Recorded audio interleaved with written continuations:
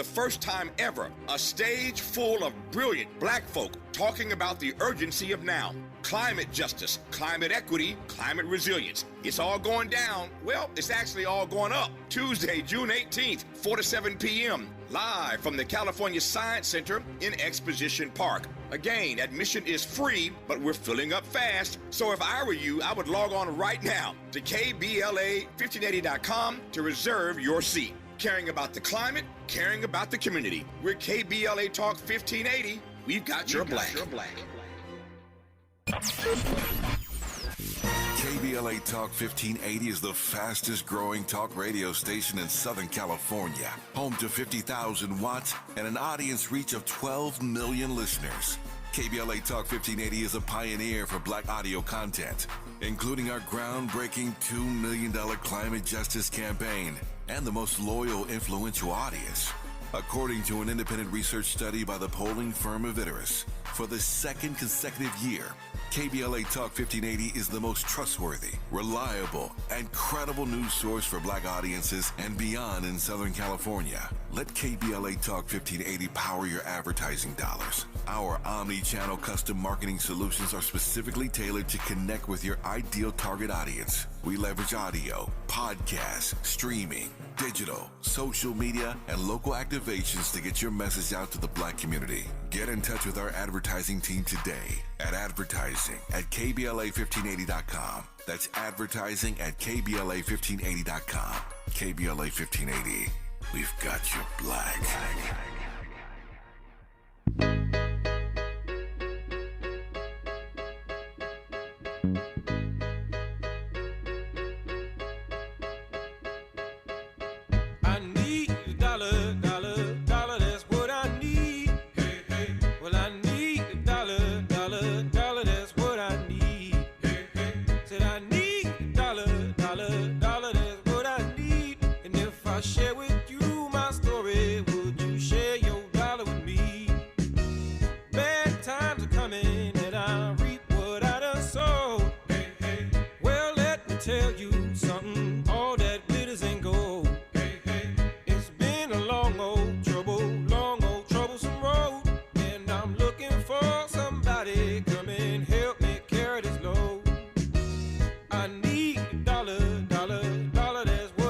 KBLA, I need a dollar.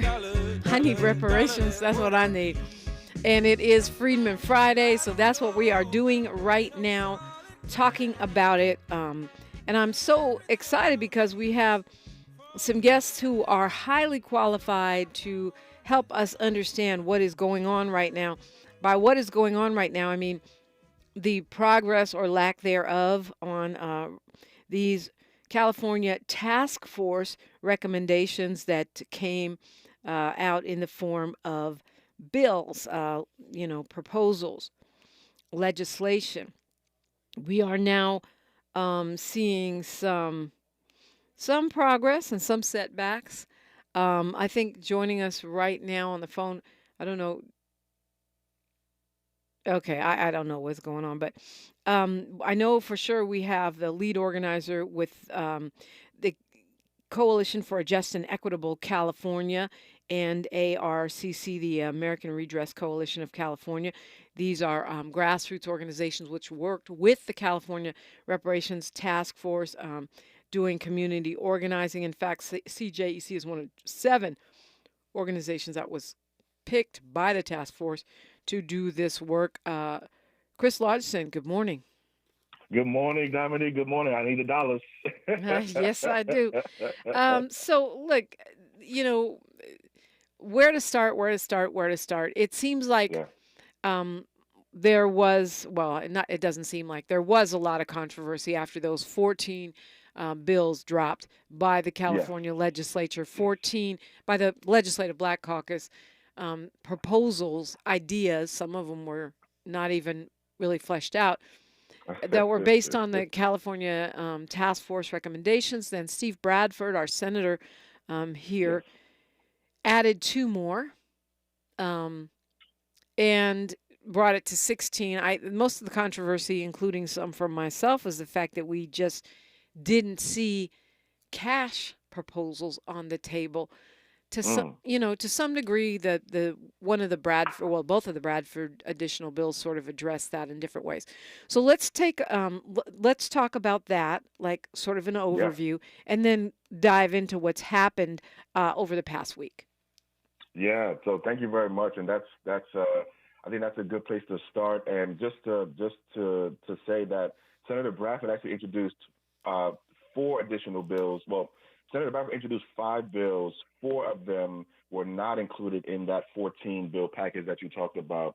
So there were 4 additional bills that Senator Bradford introduced, which made the total package of CLBC priority bills and non-CLBC priority bills something like 18 or 19 bills. And Senator Bradford's bills this week, 3 of those, actually got through the state Senate, and we were so excited this week to be there in the Senate and be there with Senator Bradford to see these bills get passed overwhelmingly, over 30 votes for each of the 3 bills in the state Senate. We only needed 21, and we got 30 senators, plus we even got 1 Republican to vote for 1 of the bills. So this was a historic week for a number of different reasons. The reason I'm laughing is because I always talk with there are a number of reparationists, and I know you know this because you're one of the more well-versed persons I know, that are really, leaning Trump, leaning MAGA. And I just haven't seen any evidence that the Republican Party is backing reparations. So maybe now we have evidence with that 1 vote. Well, we have one, and let me say the senator's name was Senator Wilk, and he voted for one of Senator Bradford's bills, SB 1050, which is the bill to start the process of reparations by returning property to descendants who've had their property taken, or to compensate them at fair market value for the value of that the value of that property if the property can't be returned. And Senator Wilk did vote for that, but he was one of 8 or 9 Republicans in the Senate, and he's the only one. And there were 30 plus Democrats that voted for 1 or more of those bills this week. We did have 1 or 2 Democrats vote no also, and then we did have some Democrats who were there who didn't vote at all. Yeah. Voting present. And my theory about that is that they feel like it's going to be a ball and chain on their reelection prospects. I feel like that's one reason you probably won't see executive action from Biden, and it's one of the reasons why I'm concerned that Gavin Newsom may not sign these bills if they get through the assembly. I think I'm actually cautiously optimistic. I think we will see bills signed. I think we will see specifically the bills that we're talking about this week. And by the way, we also have to note that this week was historic for another reason, not just because these 3 bills, which we at CJEC think were the strongest of the package of bills that were released. So, but it's not just that these important, strong bills passed. This week, we also had, for the first time in California history, maybe for the first time in U.S. history, bills introduced and then passed on the Senate floor in California, specifically for residents who are descendants of persons who were enslaved and emancipated in these United States. So that's historic. Also, we've never had that happen either. And back to your point, I think Gavin Newsom, our governor, is a smart political figure. I think he understands the history of the moment, and I think he will recognize ultimately that he will take his place in history along with the rest of us when he signs these bills, SB 1050, as mentioned, SB 1403, and SB 1331, which are very, very important bills. I'm happy to talk more about each of them. Yeah, and that's exactly what we're going to do. I started with an overview, though, so those are the bills that are moving. Yes. And some of the bill, it's interesting to me that these, actually the ones that seem to be more important, are moving forward. I know some people weren't super impressed with the apology, but that one actually is done, right? Yeah, so the apology bill, I believe right now, either it's on its way to the Senate or it's on its, so there's 2 apology It passed the type assembly bills. for sure. Yeah, I'm talking about the Jones Sawyer. Yeah. Yes. So that passed. That was AB 3089. That passed I think this week with about 62 votes in favor of it. The bill now, I believe, goes to the Senate for additional hearings and additional votes. And so that bill did pass, but you're absolutely right. The bills with actual substance that we believe that are more able to actually change people's lives and do what we want really to be done, which is impact people's lives in a positive way. Those bills, many of those bills did pass this week. Now, there were two bills that Senator Bradford introduced that did not make it to the Senate floor this week, that were held in committee in the Senate Appropriations Committee a couple of weeks ago. And those were Senate Bill 1007, which would have created what would be called the HADEP, or the Housing Assistance for Descendants of Enslaved Persons housing grant program. So they provide housing grants for descendants who want to own homes. And then SB 1013, which would have provided property tax rebates to descendants who own property. And interestingly enough, the bill was amended to include renters. So individuals who were descendants who were renters would also have gotten some kind of property tax rebate check too. But that bill was also held in the Senate Appropriations Committee. Chris, you're always so energetic. I'm gonna do my best to kind of like keep us methodical here so people can follow along, because what I'm finding is that folks are confused, and that's why I try to kind of go step by step by step. So we have these 14 bills. You say 18 because you're right. There were a couple of Bradford bills that were added on after he initially put those two forth. And what you're talking about is bills that don't make it out of committee, meaning they will not get voted on by the broader legislature. Can those come back, or, because the excuse is always, especially right now, well, our budget. It's the same reason they killed the universal health care bill in appropriations, even though it was a policy bill that didn't have one single dime attached to it. They're saying, well, we have a budget deficit. We can't solve our health care economic crisis. We can't move these bills. What happens to them? Do they die there, or will they come back around? So for these bills, they have died, because this is the end of the 2-year cycle. So, our legislature has a 2-year cycle. So if you're in the beginning of a 2-year cycle, if you don't get your bill through, you can try again next year. But we're at the end of the 2-year cycle. So these bills have died this year, but we can always bring them back next year. That's absolutely possible. Reintroduce. We can always bring them back. Yes, but you would need a different lawmaker, because Bradford is termed out.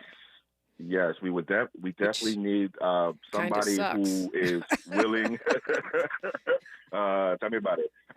Yes, we will need a courageous champion in the legislature, in the CLBC, or outside of the CLBC, who's willing to introduce these bills and other bills too, because as you know, there are a lot of other things that we want to do. You talked about the direct payments. You talked about, we talk about it as a guaranteed income, checks.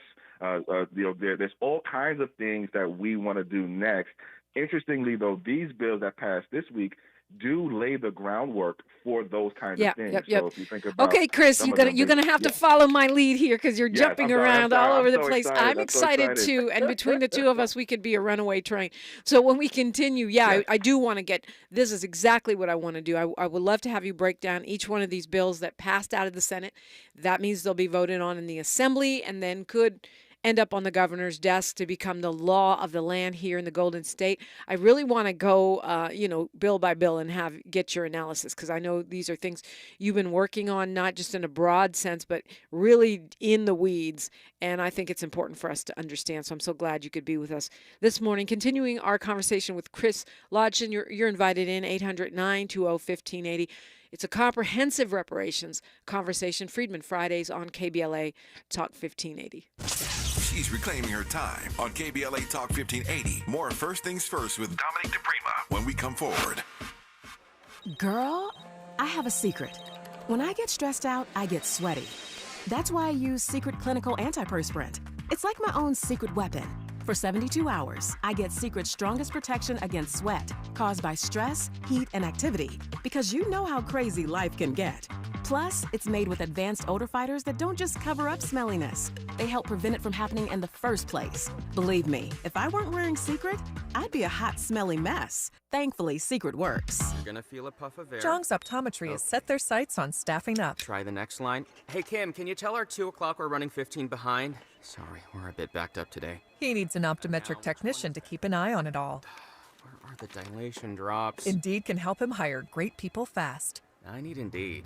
Indeed you do. You can schedule and conduct virtual interviews all from your employer dashboard. Visit Indeed.com/credit and get $75 towards your first sponsored job. Terms and conditions apply. My friends swim no matter the season, but my moderate to severe plaque psoriasis can sometimes take me out of the moment. Now, thanks to Skyrizi and clear skin, count me in. With Skyrizi Risankizumab Riza, a prescription-only 150 milligram injection for adults who are candidates for systemic or phototherapy. 3 out of 4 people achieve 90% clear skin at 4 months. Don't use if allergic to Skyrizi. Serious allergic reactions and an increased risk of infections or a lower ability to fight them may occur. Before treatment, your doctor should check for infection and tuberculosis. Tell your doctor if you have an infection or symptoms such as fever, sweats, chills, muscle aches, or cough, or if you plan to or recently received a vaccine. Thanks to Skyrizi, there's nothing on my skin, and that means everything. Ask your doctor today about Skyrizi, the #1 dermatologist-prescribed biologic in psoriasis, and visit skyrizi.com or call 1-866-SKYRIZI to learn more. The conversation continues right now with Dominique DiPrima on First Things First. Yes, indeed. The conversation does continue, and it's not just me. It's Chris Lodgson of CJEC. We thought we were going to have attorney Camila Moore, but she's deferring to Mr. Lodgson on these bills and just wants to hear your take on everything, and she will join us in a future conversation. This is not something that's new to you. You've been working throughout, actually before the task force was seated, but throughout that process with the California task force. So we talked about the two bills that died in committee, as they say, and could be reintroduced next cycle. I want to point out that it's important. This makes it even more important for us to pay attention and get the most progressive person possible to replace Stephen Bradford in the November election. Right. That, if I was in that district, I would go ahead and vote for Michelle Chambers, but you do you. In any case, so let's talk about what made it through the Senate. And we already said Reggie Jones-Sawyer's apology bill is coming from the Assembly to the Senate after passing the Assembly. What was the other apology bill that you were talking about? I don't know that I was tracking that. So this is it's not so much an apology bill, but to me it's an apology style bill. This is a bill by member Akilah Weber, or member Dr. Akilah Weber, which really is about the state, recognizing its rights and also its obligation to protect the rights of descendants. So the bill by member Sawyer is about apologizing for all of what the state's done. The bill by member Weber says that the state now has an obligation to protect the rights of descendants by, doing things like reparations, et cetera. So that's what that bill is about. That bill is on the way too. That one's also on the way to the Senate. Yes. Okay, we have some folks with questions or conversation for you, but I want to at least try to get started on these 3 bills. Let's talk about the bill for the agency, the Freedmen Bureau. Yes, thank you. So this is a very important bill. This is Senate Bill SB 1403, which would create a state reparations agency whose job it would be to implement, to oversee, to monitor all things related to reparations that the state legislature and the governor ultimately approve. This agency would be responsible for helping individuals verify their eligibility for reparations. So this would be the place where folks go to apply for reparations to show that they're eligible to get their claims and their payments processed. The agency would have an office of genealogy inside of it to help folks trace their ancestry and trace their lineage back to chattel enslavement in these United States.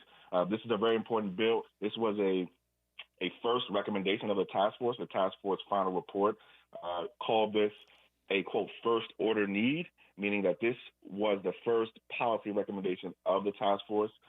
This is something that every other group that got reparations has something like this. So if you think about the Japanese American brothers and sisters who got their reparations, they had an agency and a system and an office set up to do their reparations. If you think about the Jewish survivors of the Holocaust, there was something like 4 different agencies set up to do their reparations.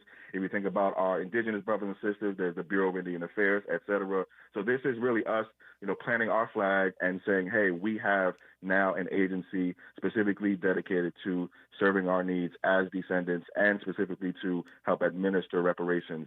We made 2 important points and arguments in favor of these bills, or specifically this bill.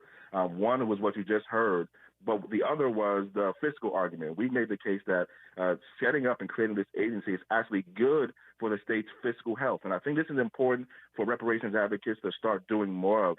Start making the fiscal case for why reparations is good for the economy. It's good for the health of our state. And we said that, decreasing duplication and fragmentation and centralizing and organizing things in one place is good for fiscal accountability. It also helps us save money over the long term and over the short term too.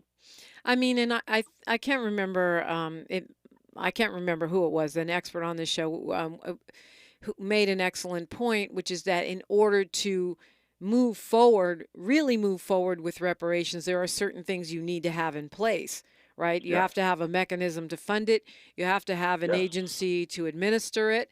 And, and of course you need the political will, and you need to, and you need a bill that actually provides for cash reparations. We're not there yet. Absolutely. But this setting up this Freedmen's Bureau, it seems to me, is one of the foundations of being able to actually move forward with cash reparations should we get to the point where we have the political will.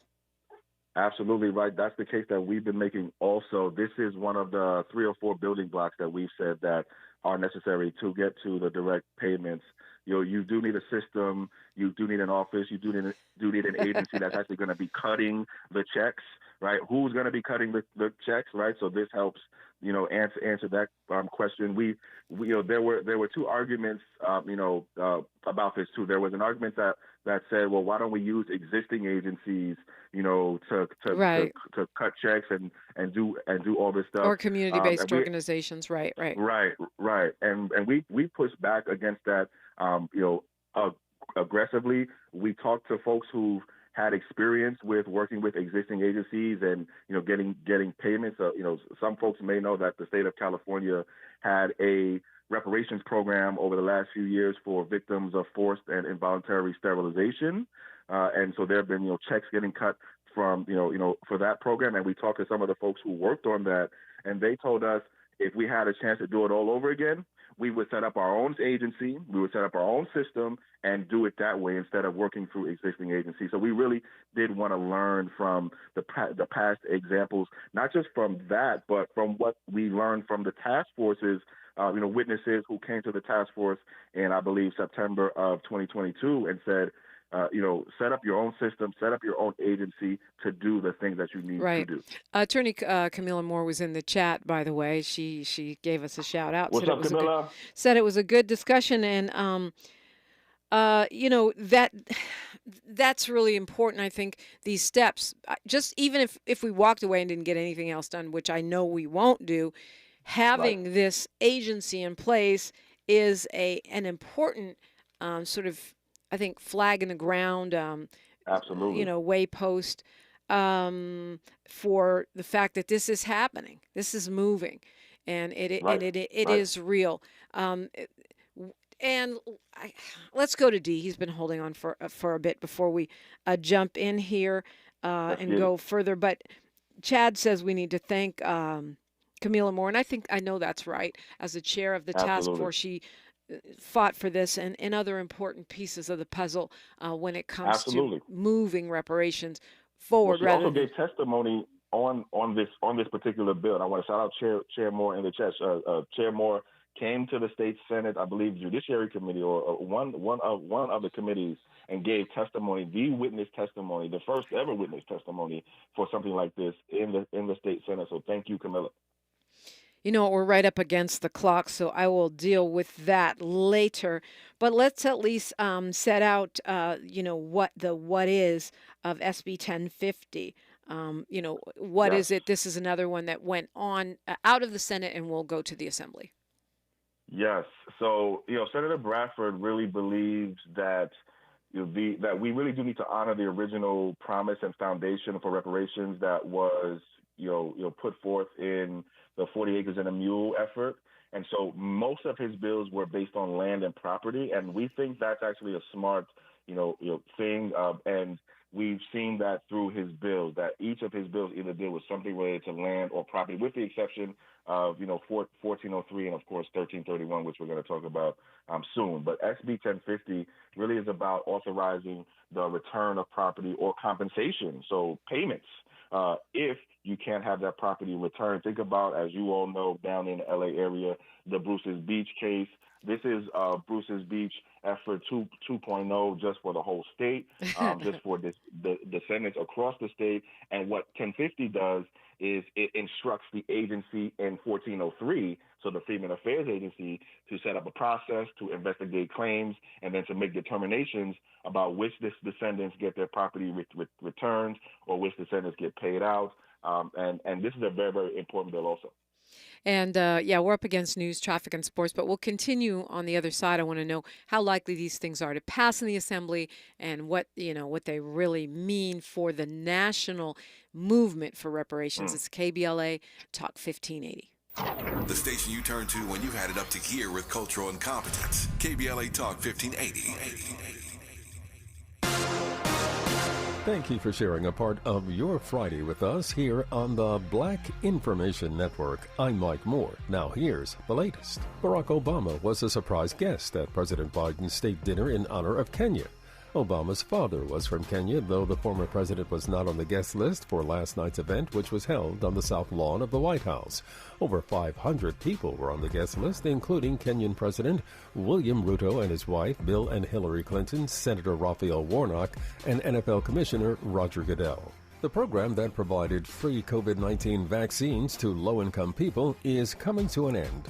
Funding for the program set aside by Congress will expire in August. The Biden administration is hoping to find permanent funding to continue providing shots to adults. And that's the latest. I'm Mike Moore from your 24/7 news source, the Black Information Network, and BINnews.com.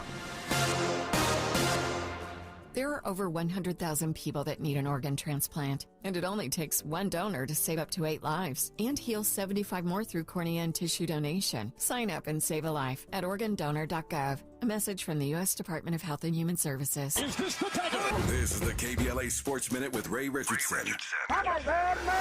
Big night for the LA Sparks tonight at Crypto.com. The Sparks will have a sellout crowd of more than 19,000 for their WNBA game against Caitlin Clark and the Indiana Fever. The Fever are looking for their first win after an 0-5 start. Clark, the number 1 pick in the WNBA draft, has already equaled the number of losses she had all last season at Iowa. Iowa finished at 34-5. NBA star Chris Paul announced the 8 men's college basketball teams that will play in his HBCU Challenge in December. The Chris Paul HBCU Challenge will feature Alabama State, Delaware State, Grambling, Kentucky State, Norfolk State, Benedict College, Lincoln University, and Winston-Salem State. The tournament is scheduled for December 19th and 20th in Uncasville, Connecticut. The Dodgers begin a 6-game road trip in Cincinnati tonight. The Angels are at home against Cleveland. No debates, no speculation, just the info you need. That's your KBLA Sports Minute. I'm Ray Richardson on KBLA Talk 1580. Climate justice, climate equity, climate resilience. By any other name, we demand environmental justice in 2024 and beyond. We're KBLA Talk 1580, and we don't black down. We asked seniors how to prevent Medicare scams. My best advice, if you get a phone call, do not talk to the person. These people are well-trained. Don't talk to them. They don't know me. They're just trying to scam me. Don't be fooled. Hang up. Just hang up. never give out your Medicare number. They're going to get your number to put in a false claim. If I get a call from someone, I don't pick up the phone, and should I pick up the phone and they ask for information, then I hang up. How do you detect Medicare fraud? Just like I check my credit card statements, I check my Medicare statements monthly. Scammers can get a hold of your number, order medical devices through your account, and you're not even going to know about it if you don't look at your statement. Check your statement every month. If you get your statement and you see something that you know you did not have done, you report it. Call your senior Medicare Patrol. To report Medicare fraud, call the Senior Medicare Patrol at 855-613-7080. So you just used bug spray in your home. Now what? Well, between the waiting and waiting for things to dry up and keeping your family away from the mess, it hits you. You could have used Zevo. Unlike other bug sprays that stick around, Zevo goes from kill to clean in seconds. Plus, it's safe for use around people and pets when used as directed. Zevo, people-friendly, bug-deadly.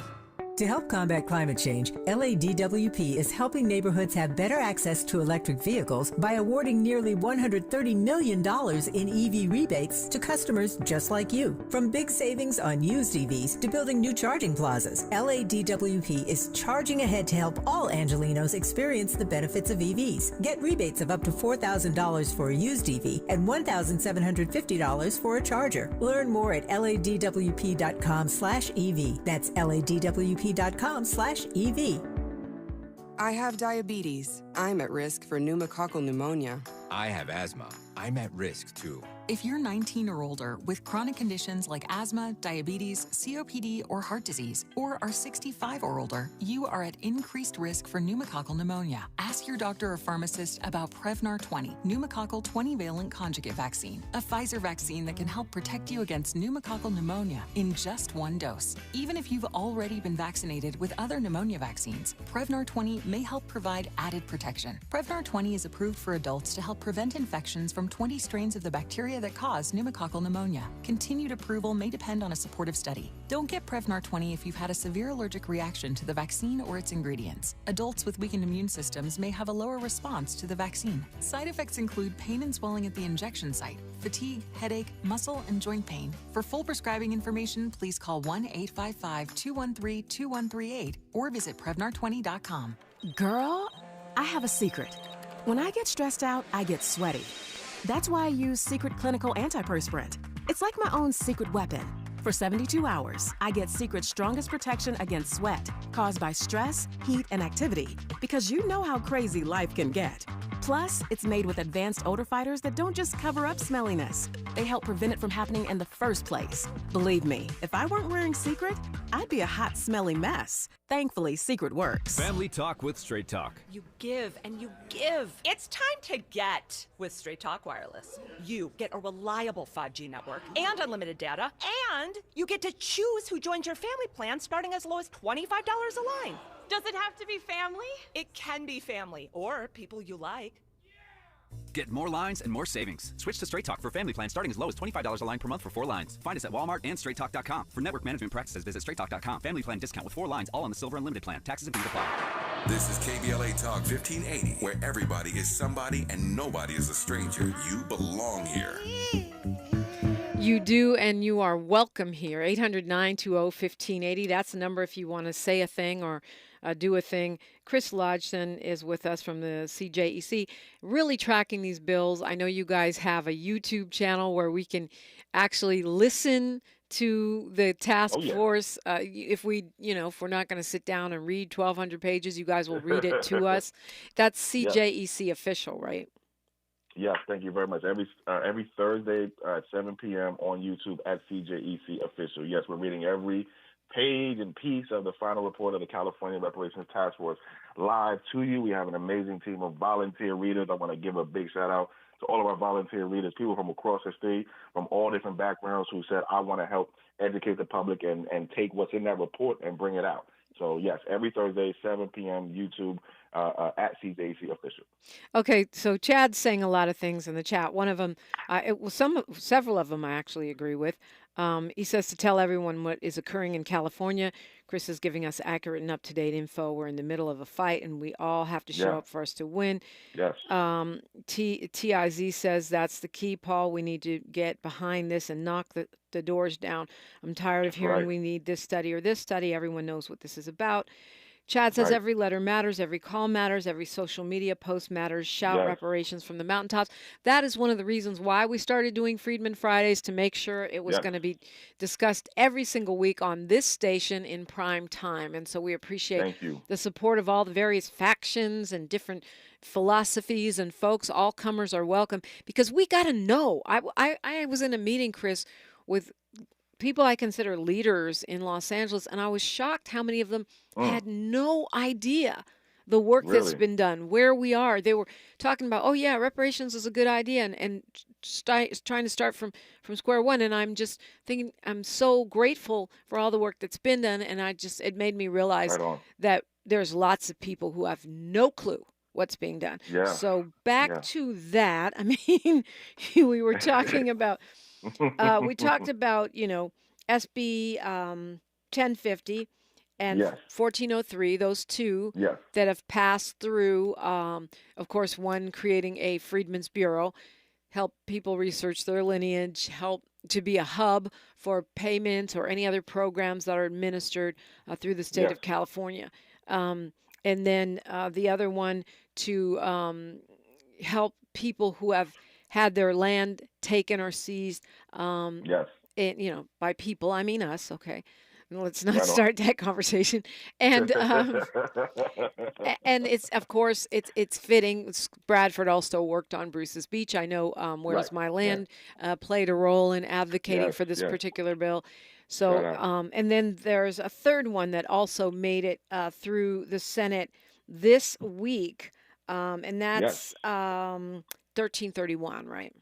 Yes, SB 1331, and I want to say a word about 1331, but just want to quickly say a word on what you just said. First, I want to pick up on what my brother Chad said. First of all, big shout out to brother Chad with the Lineage Equity and Advancement Project out of LA, who's been doing amazing work on reparations for a long time now. But Chad is absolutely right. There were over 10,000 emails into senators' offices this week. Oh wow! We ran a call to action that, it was closing in on 11,000 by the morning of the vote. So that's people emailing senators and saying vote for these bills. So I want to thank everybody who fired a shot, who threw a punch politically for reparations this week. There were over 10,000 emails. That was so big for us, and that was part of why we were so successful. Also, we had a lot of folks who were doing a lot of advocacy prior to the votes, obviously. But big shout out to everyone who supported this week, and we need your support going forward too, because the road gets rougher going forward. Oh yeah, I know we're going to talk about that.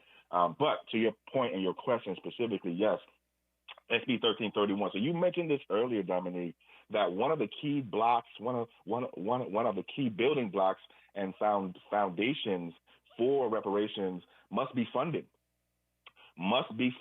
And so what SB 1331 does is create what will be called the California Reparations and Reparative Justice Fund, which would create a fund in our state treasury for funds to be used for reparations, for the agency, for direct payments, for the return of property, or for compensating folks who've had property taken, or for other things that the legislature ultimately enacts and that the governor ultimately approves. So 1331 is a cornerstone building block for doing all of the other things that I know everyone else wants and that we want to. And it's really the first, I guess you could argue that the Freedmen's Bureau is a piece of it too, but it's really the first piece of legislation that actually deals with the possibility of cash reparations, because you would need this agency, and you would need this, fund is what it is, not an agency. You would need this fund in place to even be able to do cash reparations. It's a necessary component. We don't do direct compensation. We don't do direct payments without a fund. And also, let's be straight, a funding source too. right? We need we also need a funding source as well. Absolutely. And that's, that's the thing that I was complaining about in my editorial. You got to do something about cash. It can't be, as the governor said, reparations is not just cash. That's true. But it's not reparations if it doesn't include compensation. I got more questions, but I had a conversation with someone the other day on the air, and they were telling me that no one stands with us. No other community stands with us for Black people getting reparations. And I know it isn't true because I've seen the Japanese American folks in the paint, but I just wonder if you could elaborate on, a little bit on that. So that is so you're absolutely right that there are folks who have been standing with us. There were over 50 organizations who put in support letters for these bills this week. That means there were over 50 different organizations from different backgrounds, Black, white, Latino, AAPI, Indigenous, mixed, all who put support letters in from all different kinds of areas of expertise, folks who work in healthcare and education and labor, and people from all across the state, or organizations from all across the state, have been supporting and put in, literally, and I know this because I work with them to help draft the support letters up. So I know for a fact, which organizations, put in support letters, and this was really an effort from all kinds of people from all across the state. So people are standing with us, and every day more people stand with us too. Talk to me about the possibility, the odds of these things passing through the assembly. That's the next step, right? These 3 bills. Yes. And then I know there are other bills in the pipeline. I was happy to see, like, for example, the hair bill wasn't the first one. I think that was what a lot of us were worried about when we saw these 14 bills, that, okay, they're going to give us a hair bill and call it reparations and then say, we did that for you. Let's move on. So what are the odds they'll pass through? What else is making its way through the pipeline? Yeah, so I put the odds at better than not, to be honest with you. I think the kind of momentum that we have now and the kind of support that we have and that we have been seeing from folks who are in and around the assembly, I think help make it so that we are going to be successful in the assembly. There are also more CLBC members in the assembly than in the Senate. More Black folks, yeah. And there's a lot. I mean, not a lot. I won't say a lot, but there's a few progressives in the assembly as well. Oh yeah, absolutely. And also the assembly's bigger too, right? The assembly is twice the size of the Senate. Right? There are 80 assembly members, whereas there are only 40 senators. So we have more opportunities to get more votes. There are also more risks too, but generally speaking, the more votes that are up for grabs for us, the better that is for our chances of success. So I think we're going to be just as successful, if not even more successful than we were in the assembly. I want every one of the 62 Democrats in the assembly to vote for these bills. I want every one of the 18 Republicans in the assembly, to vote for these bills too. I think everyone should be voting for these bills because they are great bills. Okay, when we come forward, I want to find out what your thoughts are. Well, you already talked about the governor. We got a question here in the chat about how other groups funded their reparations bills. I want to look at that. And you talked about people taking shots and supporting this. Chad's talking about shouting it from the mountaintops. But specifically, as these move to the assembly, I want to get these calls to action from you, for us, to get this thing moving. Chris Lodgson is my guest. It's a Freedman Friday on KBLA Talk 1580. More of First Things First with Dominique DiPrima when we come forward. Have you heard of the 50-30-20 rule? This can help you spend and save your money wisely. So how does it work? Distribute your dollars into 3 buckets. 50% towards needs, 30% towards your wants, and 20% goes to savings. Use this tool to help your journey to financial success. Sponsored by JP Morgan Chase & Company. Hey, LA residents, it's planting season and the perfect time to get shade trees growing around your home. LADWP and City Plants are giving every resident up to 7 free trees. That's right, 7 even free trees delivered right to your door. Trees are great for the environment, help improve air quality, and can help you save on your bill when you use less air conditioning to stay cool indoors. Learn more at ladwp.com/free trees. That's ladwp.com/free trees. KBLA Talk 1580. We've got a lot to talk about. KBLA Talk 1580, connecting you with services and solutions. Stay Housed LA has the resources you need to know your rights and the legal support to back them up. The COVID-19 pandemic has cost people their jobs and livelihoods. This has left an estimated 1/3 of households not being able to make rent and facing losing their homes. This is a fear no one in our community should have to face. You have rights, though, and Stay Housed LA is here to help. Stay Housed LA is a partnership between the County of Los Angeles, the City of Los Angeles, and local community and legal service providers. Together, they provide tenants with the information and support needed to exercise their rights so they can remain safely in their homes. Find out more about your rights by participating in a virtual tenant workshop. Get the legal assistance you need. Find additional resources in Los Angeles County and the City of Los Angeles. Stay connected to Stay Housed LA County for updates. This and more at stayhousedla.org. Stay connected to Stay Housed LA for updates. This and more at stayhousedla.org. That's stayhousedla.org. Or call their hotline at 213-694-0040. We've got your black with a community call to action from KBLA Talk 1580. KBLA Talk 1580. We've got a lot to talk about. KBLA Talk 1580 believes in community empowerment. LA's 99 neighborhood councils form the grassroots level of the Los Angeles city government. The system was created to connect LA's diverse communities to City Hall. While neighborhood council board members are volunteers, they are also public officials elected to office by the members of their community. Neighborhood councils advocate on issues like homelessness, housing, land use, emergency preparedness, public safety, parks, transportation, and sustainability. They also provide local expertise on the delivery of city services to their various communities. Neighborhood councils are open to participation by anyone who is a part of the fabric of daily life in said community. This includes those who live, work, or own property or a business. If you are interested in stepping up to join your local neighborhood council, visit www.empowerla.org. That's empowerla.org. It's time to think globally, but act locally. This is a community call to action from KBLA Talk 1580. Watch out! You got me! The galaxy is safe once again.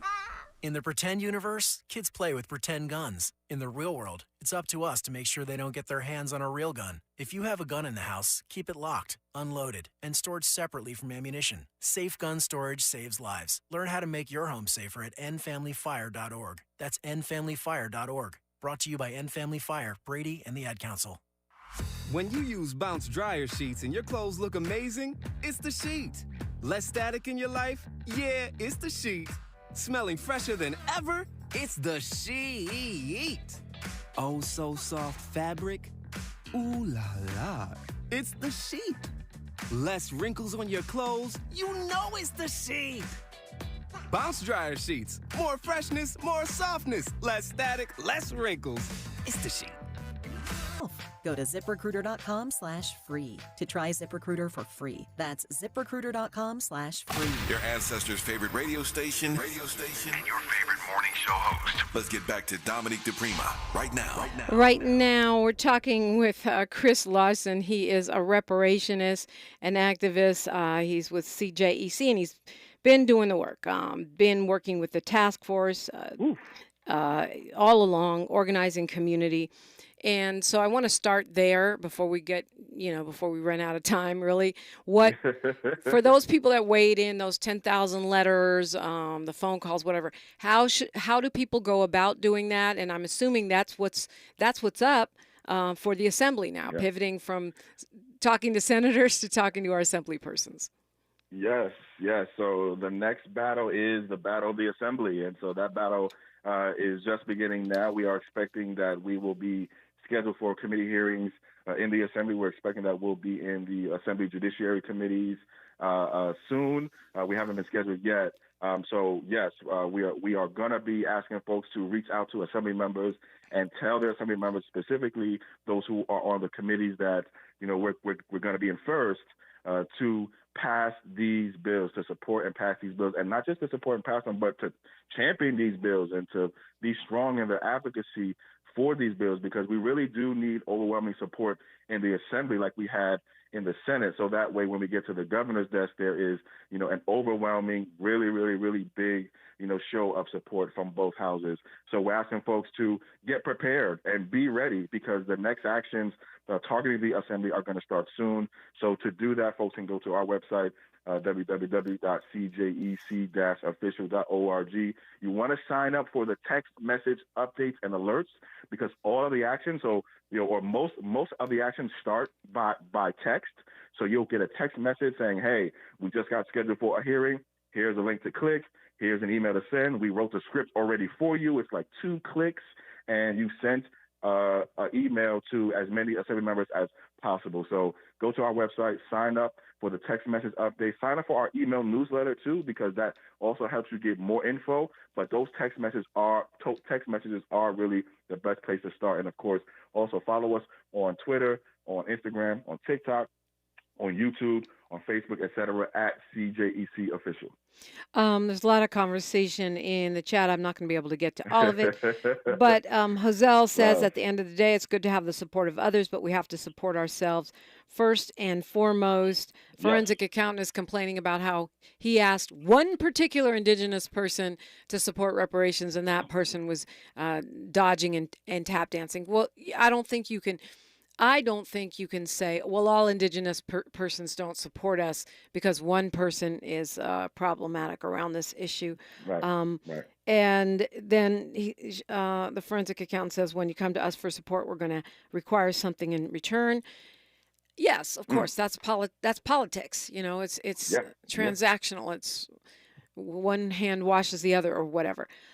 So how do you respond to that, and also the question of how other groups funded their reparations? So one, we are looking for and have seen really, really strong support from a bunch of different groups across the state. Again, some of this you won't see publicly because they may not be saying it publicly, but again, we had over 50 organizations who supported, put in support letters. Those support letters are actually public, by the way, or at least the names of the orgs who supported are actually public, by the way.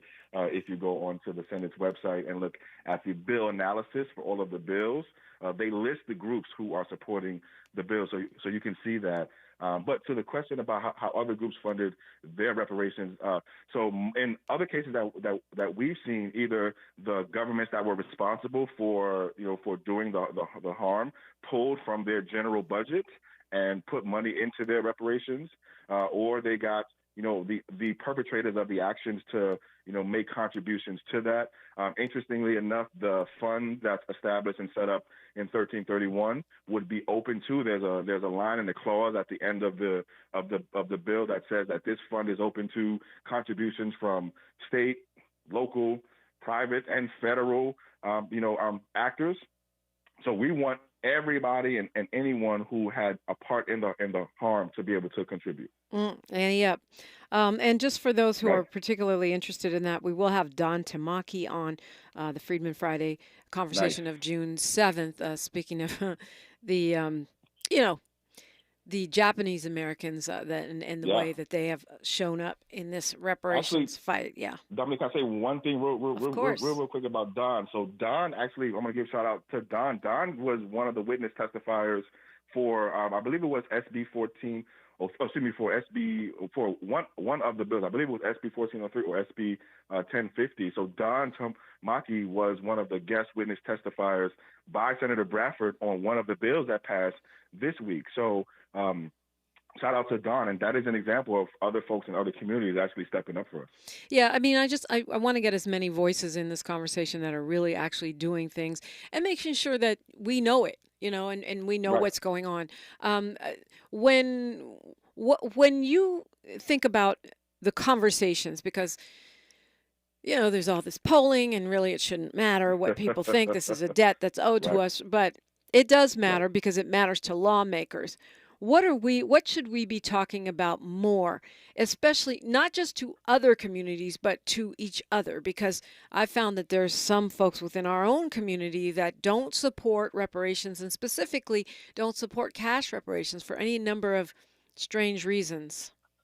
Yeah, so I think specifically on this point, we have to really confront this, point right here. So, and I want to appreciate you, Dominique. I want to give you some flowers here too, because I've seen some of the more recent interviews that you've been doing that have been confronting this, anti-direct payments, energy coming from our own people. That has to stop.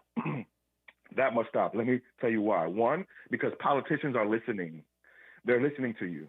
And the ones who don't want to do direct payments, they're so happy to hear other Black people say, you don't want direct payments. So that has to stop, because that's actually helping the people who don't want our people to get the repair. But even if you believe genuinely that direct payments ain't the way to go, we do have to confront that, because from our perspective, this system that we are fighting is an economic system. It's based on economic extraction. It's based on economic exploitation. The biggest thing we can do to break this system in half and fix what we want to fix and make our future better is attack this system directly economically. And the best way to do that is to put money directly in the hands of the people who you owe it to. That's the best way to do it. Yes, you can attack the other parts of the system and the systemic stuff and the policy stuff, but that's going to have very little effect if people don't have no damn money, if people can't buy nothing, if people can't fulfill their economic dreams. This is America. So we have to attack the economics, and that's why we are so strong on the direct payments. And again, we think these bills that passed this week really do lay the groundwork to do that. It's moving. It's moving. Thank you for all the work you've been doing and you continue to do. Chris Lodgson, and thanks for weighing in with us on this Freedman Friday. Thank you. Phone lines are wide open. We'll hear from James Farr, and we will hear from you, hopefully, 800-920-1580. News, traffic, and sports first on KBLA Talk 1580.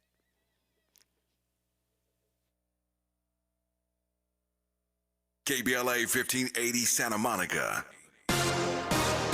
Thank you for sharing a part of your Friday with us here on the Black Information Network. I'm Mike Moore. Now here's the latest. Barack Obama was a surprise guest at President Biden's state dinner in honor of Kenya. Obama's father was from Kenya, though the former president was not on the guest list for last night's event, which was held on the South Lawn of the White House. Over 500 people were on the guest list, including Kenyan